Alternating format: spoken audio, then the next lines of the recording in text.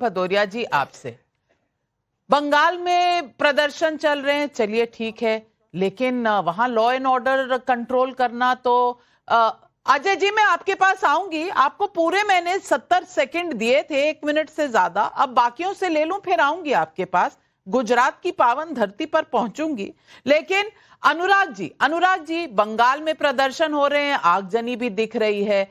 मैं अब देख रही हूं गुजरात में तमाम लोग अब वक्फ की बात कर रहे हैं। संसद में जब समय था तो कोई बोला नहीं, कम से कम बड़े नेताओं में।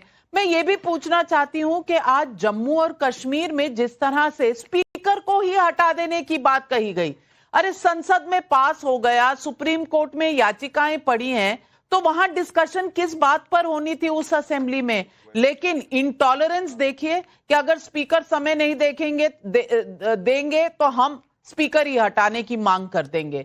उमर अब्दुल्ला तो किरण रिजिजू के साथ भी नजर आ रहे हैं, गृह मंत्री अमित शाह के साथ भी नजर आ रहे हैं।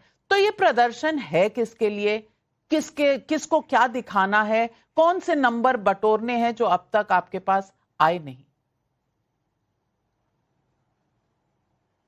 आपके इतने लंबे चौड़े सवाल का जवाब 4 लाइनों में मिल जाएगा, मुझे लगता है आप समझ जाएंगे। हमें तो चाहिए सिर्फ काम, ना भाषण, ना झूठा ईमान। नौकरी हमें लौटा दो, सस्ता सिलेंडर हमें दिला दो, मजदूरी बढ़ा दो, 2 रोटी के भाव। हमें नहीं चाहिए आपकी राजनीति के धर्म के नाम की राजनीति का घाव। ये इनका हमें मालूम है इनका क्या किरदार है। कुर्सी से बढ़कर इनको किसी से कोई नहीं प्यार नहीं है। ये सिर्फ कुर्सी से प्यार करते हैं, इनको किसी से प्यार नहीं है। हम कितनी अच्छी बात है, कह रहा है मुझे रोटी दे दो, रोटी दे दो, यही तो मांग रहा है जनता। लेकिन आप उसकी बात ही नहीं समझ रहे हो। रोटी मांग रहा है, आप उसको क्या दे रहे हो? आप उसको दे रहे हो सिलेंडर के भाव बढ़ा दे रहे हो 50 रुपए, जिस पे भारतीय जनता पार्टी चुप्पी साधे कुछ बोल नहीं रही है। क्यों नहीं बोल रही है भाई? चूंकि आम जनता से रिलेटेड है। कैसे बोल दोगे भाई? ये बोलोगे तो दिक्कत हो जाएगी। कैसे बोल दोगे कि बनारस में आपने देखा हिंदू भाई ने किस तरह से ईद के जो यहाँ पे नमाज पढ़ के लौट रहे थे उन पे फूल बरसाए। इसी तरह आपने मालदा में देखा रामनवमी के दिन मुस्लिम भाइयों ने हिंदू भाई पे फूल बरसाए। देखो, हिंदू भाई मुस्लिम भाई पे फूल बरसाता है, मुस्लिम भाई हिंदू भाई पे फूल बरसाता है, इसको कोई नहीं दिखाता, कहीं कोई चर्चा नहीं, कोई बात नहीं। जबकि ये विजुअल बार बार चलने चाहिए थे। ये होती है मानवता। क्योंकि हमारी आपकी नाविका जी जिम्मेदारी ज्यादा बनती है कि समाज के अंदर में वातावरण अच्छा रहे, शांतिपूर्ण रहे, लेकिन हम उसमें और माहौल बनाने की कोशिश करते हैं। अभी एक टीवी चैनल में देख रहा तो पत्थरबाजी ज्यादा दिखा रहे हैं, लेकिन फूल नहीं कहीं भी।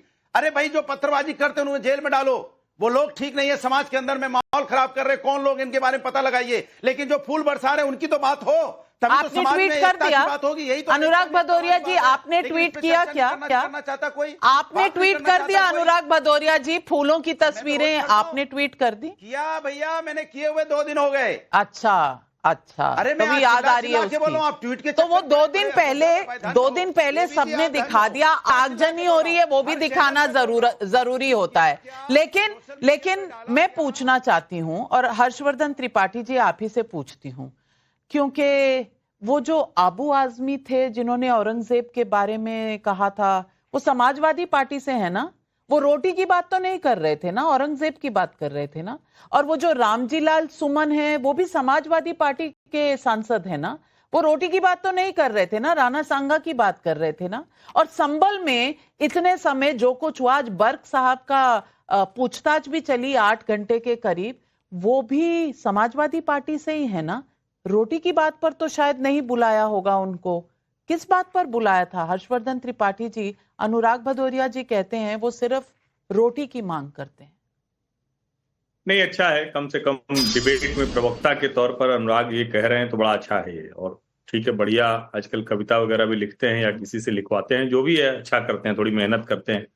लेकिन दुर्भाग्य देखिए कि आपने जो तीनों घटनाक्रम बताए, भारत में पिछले कुछ समय से सांप्रदायिक जहर की वजह यही तीनों है।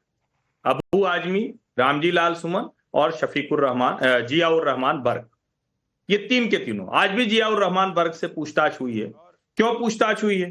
क्योंकि जो मस्जिद के जफर अली जी हैं सदर, उन्होंने कहा कि भाई उस दिन इनसे हमारी बात हुई थी और अब तो आगे जांच में आएगा, लेकिन ये जरूर कहा जा रहा है कि उस दिन जो कुछ हुआ उसमें बड़ी वजह ये है। क्या बोला था? अब रामजी लाल सुमन ने क्यों कहा, क्या अखिलेश यादव की तरफ से उसको बढ़ावा मिला, रोटी की बात नहीं हो, देश के मुद्दों की बात नहीं हो, इसके लिए उन्होंने कहा।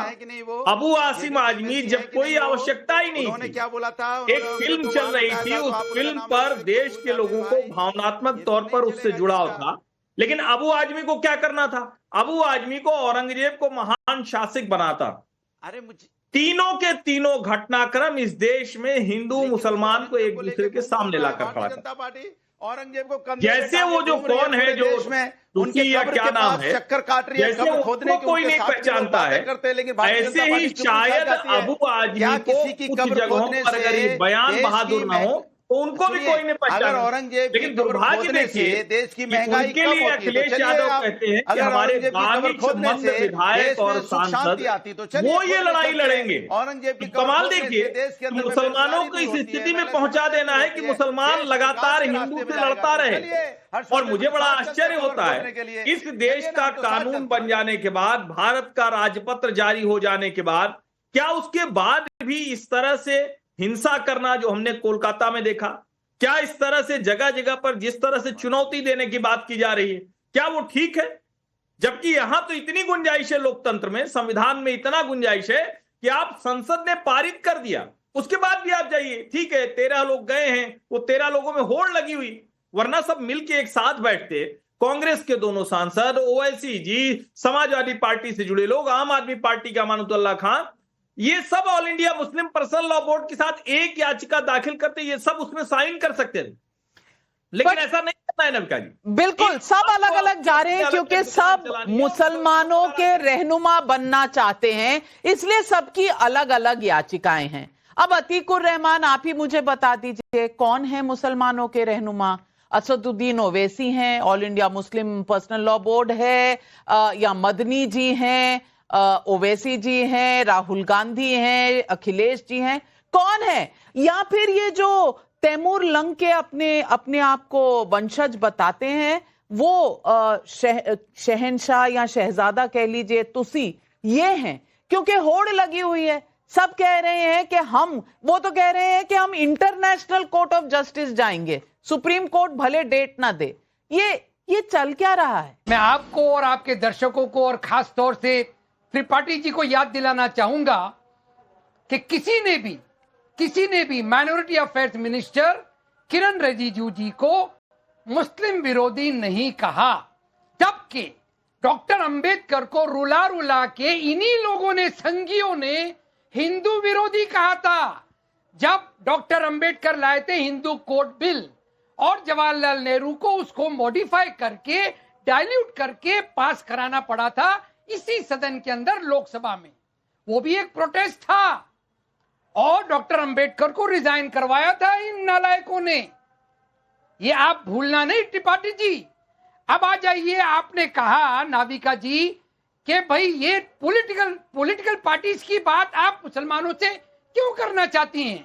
अगर पॉलिटिकल पार्टीज का विरोध है, सदन के अंदर कितनी डेमोक्रेटिक बहस हुई, अच्छी बहस हुई, क्या उसको सराहने का हमारा कर्तव्य नहीं बनता है कि भाई दोनों सदन कितनी उत्सुकता से 12-12, 14-14 घंटे, 3-3 बजे तक मुसलमानों से इतना उमड़ता प्रेम, और मैं इस सरकार को बुरा कहूं, मेरी ये मजाल नहीं है,